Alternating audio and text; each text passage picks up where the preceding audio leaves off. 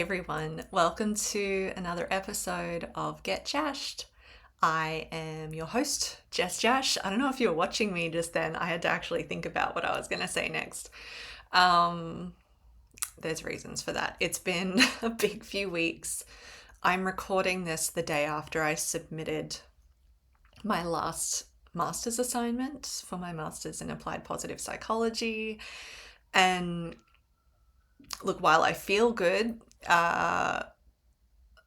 apparently words are hard. which means who knows how this recording is going to go. It'll be an entertaining episode at the very least, because I have spent the last few weeks writing my final research study proposal, and then the last week for sure editing it. The last week editing it, and I edit by reading out loud. And not only have I had my uni assignment to edit, but at the beginning of this week, I also received the final copy edit of my book to review. Also very exciting. Also got a due date coming up with that. So that's imminent. And again, I edit by reading out loud. So my office, I wonder if my office itself is kind of sick of hearing my voice, if it could. I don't know if I'm sick of hearing my voice, but like my jaw is sore from talking, because I think the theatre kid in me, we're just riffing at this point, the theatre kid in me, like, it's not like a dramatic rendition of an academic assignment or my book, but it is emphasized. And I think that's a way to keep myself awake but focused, so that if I'm reading in my head, if I'm reading to myself without using my voice, my brain can think about a lot of other things. It can even do it when I'm speaking out loud, but it's easier to focus when I'm speaking out loud. So words are words, and some of them look and sound really funny to me at this point. But all of that to say, it's exciting. Welcome to a new episode.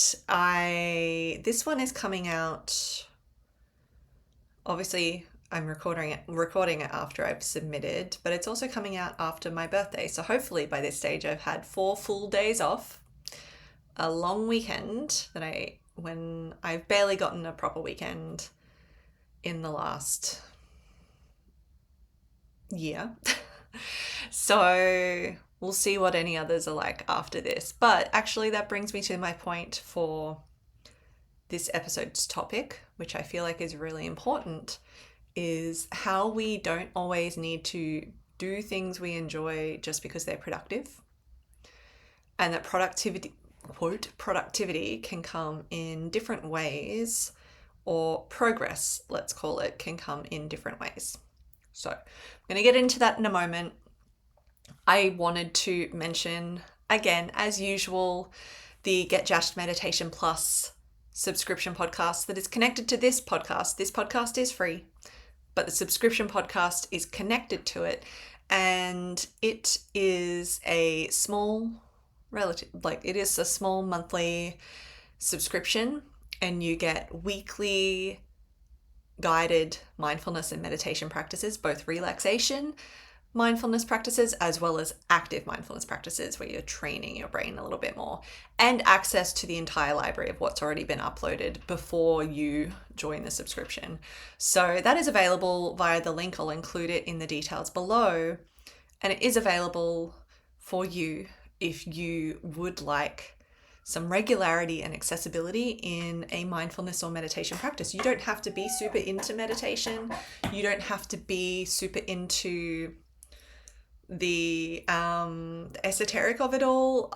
I have my moments where I enjoy it, but I have designed this one specifically for accessibility in mind. So it's all research based. practices, and it all comes from that place of you being able to find even one or two or three practices that work for you that you can repeat. You can go back and re-listen, like you can do with anything, you know, so you don't have to just move on to the next one if you know that one works for you. So anyway, that is available for you.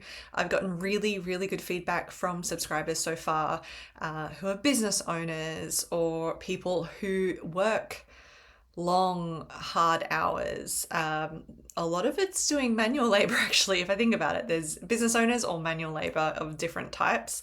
So it's for everyone. It's for anyone and everyone. So it's there for you.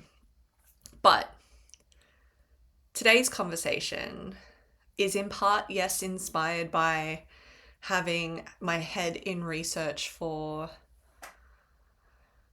deeply in research for the last 2 years, and writing my book. So a lot of cerebral work and energy, but also inspired by, I saw in a post recently, and it doesn't matter whose post it is, but I saw on a post where someone was sharing something and they mentioned on their post that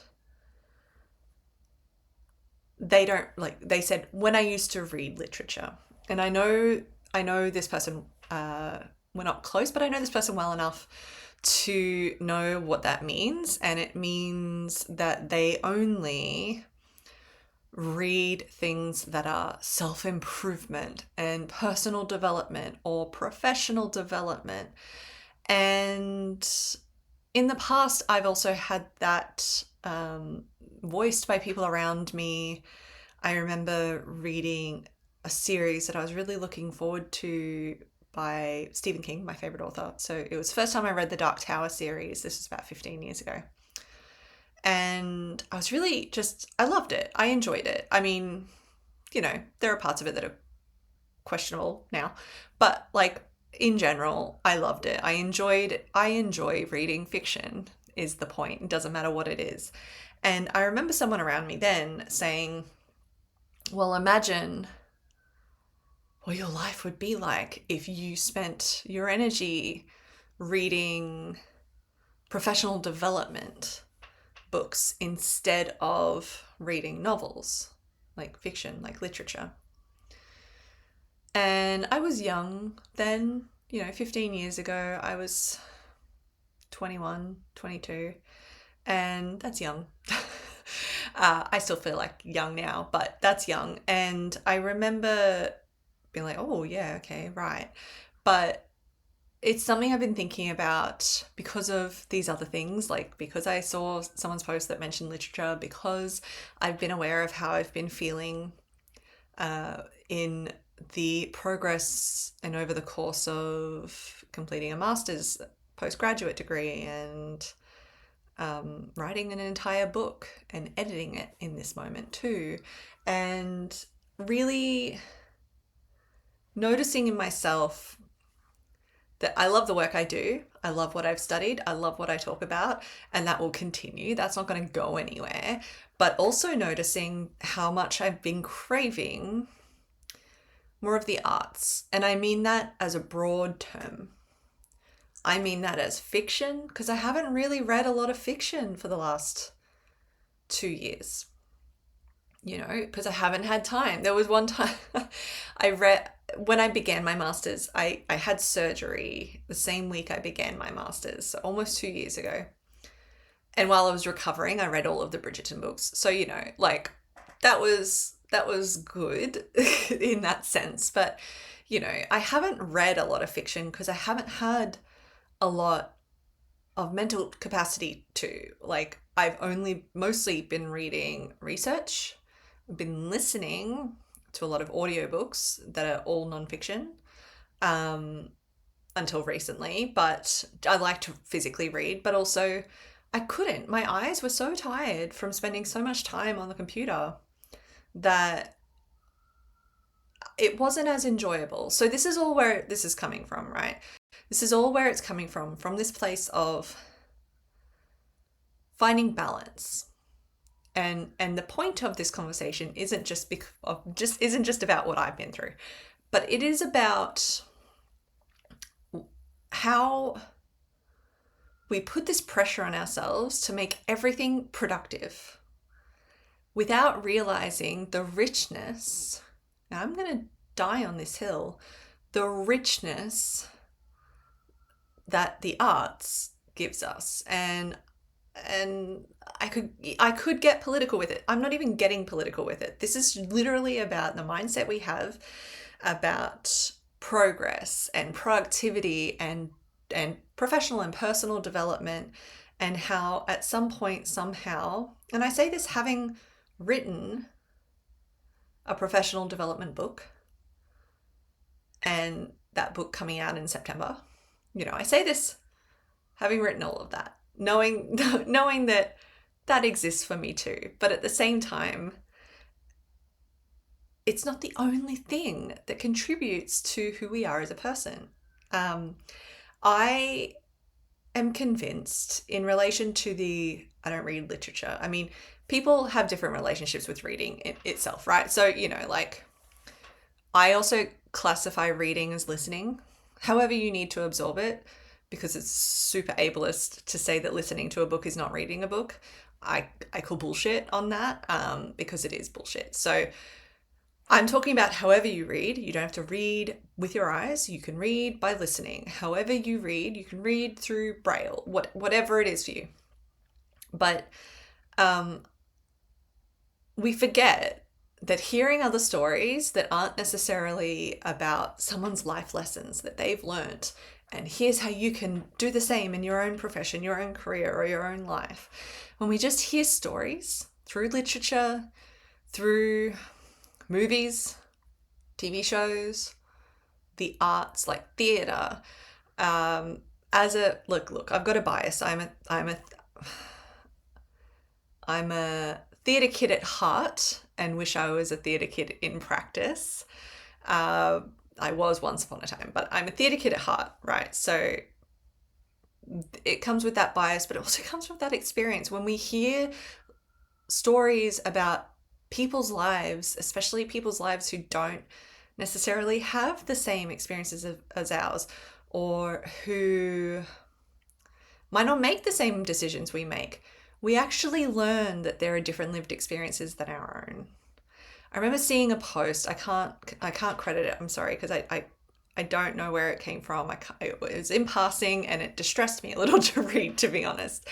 That apparently there's this trend, maybe it's on TikTok that this is coming up. I'm not on there, but there's this trend that people are posting about how if the character, if the book is written from a first person character, they won't finish it. They'll put it down because they don't want to read it from someone's perspective as if it's them. And I think there's something really dangerous in how we center ourselves so much in every experience that we dismiss it, and we don't let ourselves experience what that might be like. So these people are saying that first character reading of a book puts them off because they think that's them and they wouldn't make those decisions, or they don't, they think it's them. And I think this is just an example of the broader issue when we limit ourselves to only professional and personal development. Yes, I think those things are important. Obviously I do. But when we limit ourselves to only that, instead of actually enjoying things in our life just for the sake of enjoying it, and yes, everything in moderation, but just for the sake of enjoying it, we're missing out. We're missing out, but we're also... There is a reason that the wealthy turn to the arts. When they don't need to worry about money, they turn to the arts. They collect the arts. They spend thousands of dollars in box tickets at the theatre or the opera or the ballet or the wherever. there is a reason that NASA turned to the arts for training for their astronauts. There is a reason, and it shouldn't be dismissed just because we're trying to get ahead in our own lives, especially if we're not billionaires. It shouldn't be dismissed.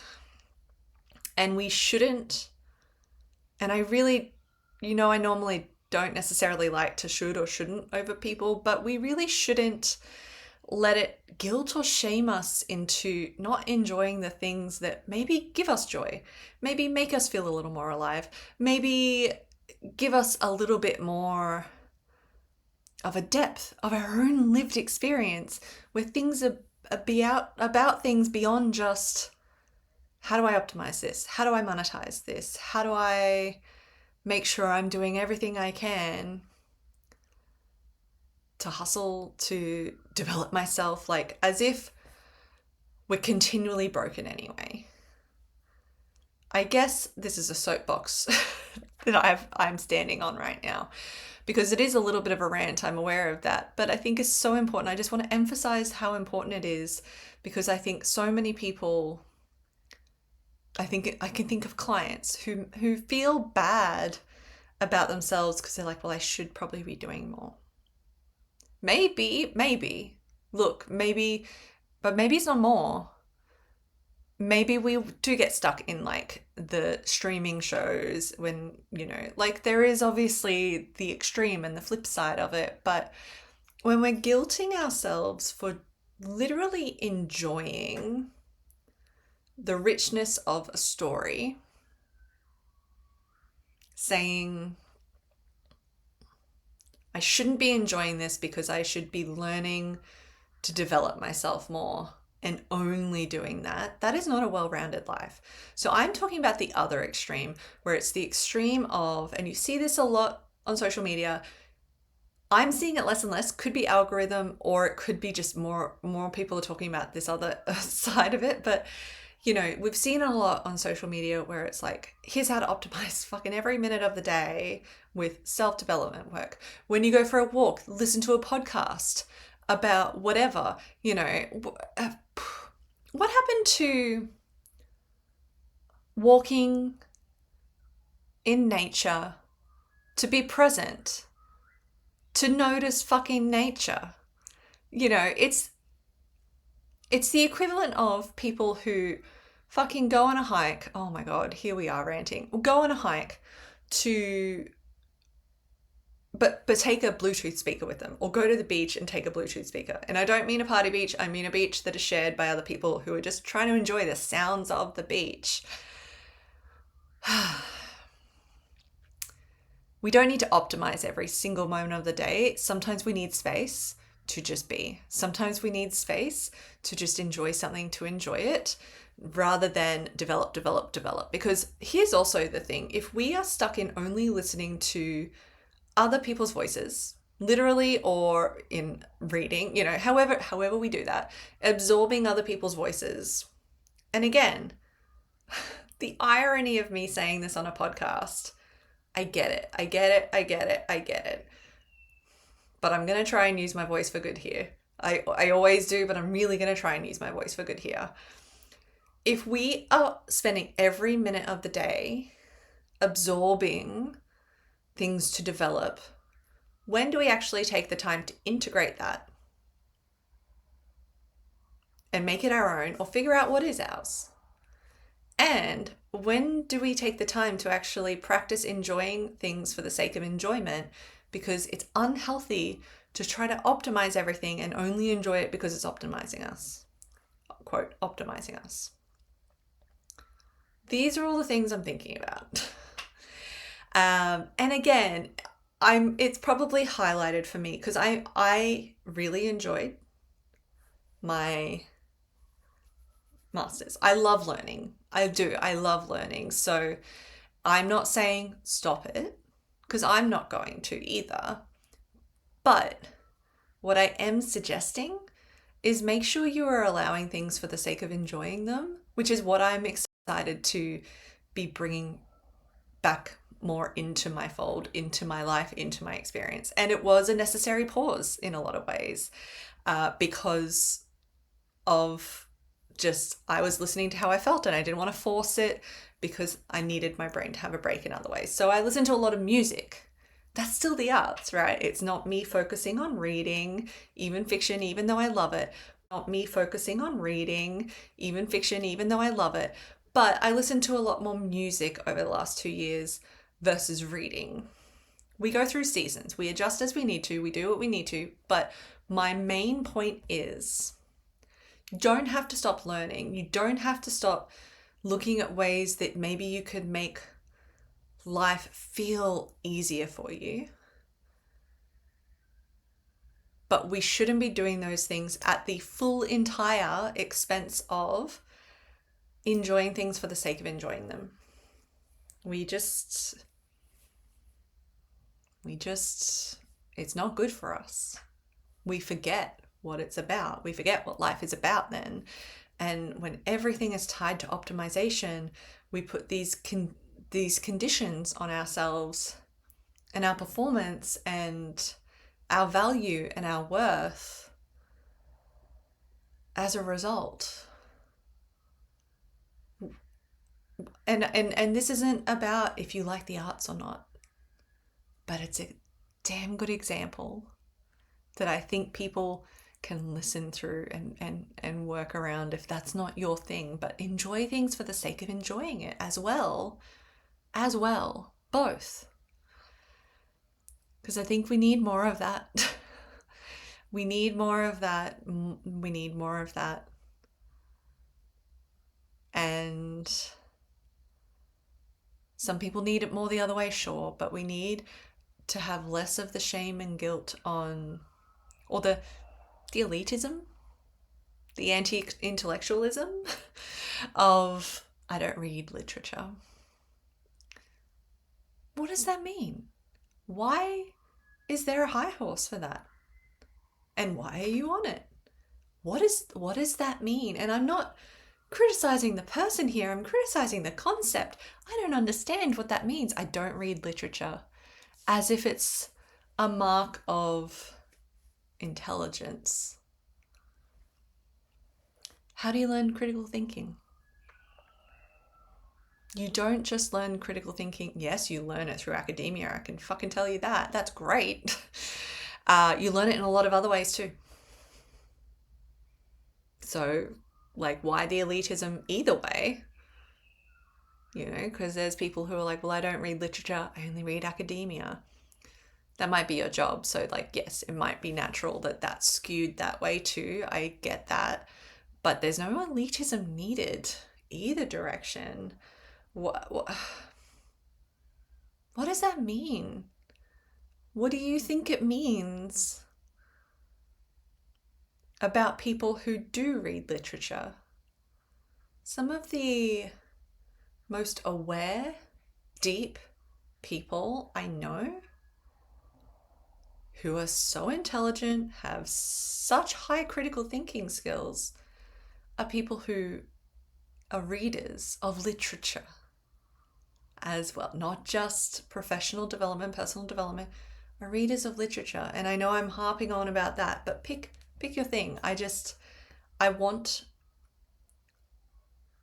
to remind you that life is there to be enjoyed. Yes, we can develop our skills and our capacities. Yes, absolutely, it's important. But don't let it stop you doing things, healthy things, like enjoying things that enrich your life in other ways. There are so many ways our lives can be enriched. There are so many ways. And I just don't want us to forget to enjoy it. So I am sorry that turned into a little bit of a rant, but it felt important. I hope it's been useful. As always, it feels like a useful conversation to have every now and then, just as a reminder. Yes, we need to learn and there are things we can do to improve our skills and how we function, absolutely. But we need to live. We are human. So with that, thanks for listening. I will be back as usual next week with another episode, but thank you for listening. I hope this is helpful. Subscribe to the Meditation Plus library if you would like. You can cancel anytime too. There's no lock-in. And enjoy.